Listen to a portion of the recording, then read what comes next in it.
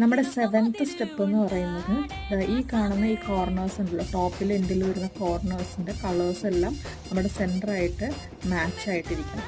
അതായത് ഇപ്പോൾ നമുക്ക് ഇവിടെ ബ്ലൂ, ഓറഞ്ച്, യെല്ലോയാണ്.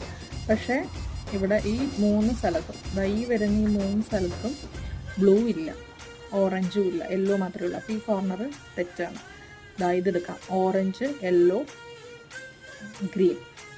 അപ്പോൾ ഇവിടെ ടോപ്പിൽ യെല്ലോ വരുന്നുണ്ട്, സൈഡിൽ ഗ്രീൻ വരുന്നുണ്ട്, ഇവിടെ ഓറഞ്ചും വരുന്നുണ്ട്. അപ്പോൾ ഇത് കറക്റ്റാണ്.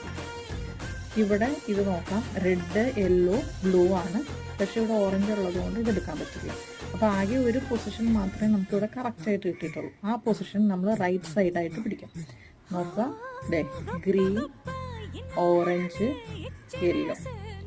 അപ്പോൾ കോർണറിലുള്ള 3 കളറും സെയിം ആയിക്കഴിഞ്ഞാൽ നമ്മളൊരു ഇക്വേഷൻ അപ്ലൈ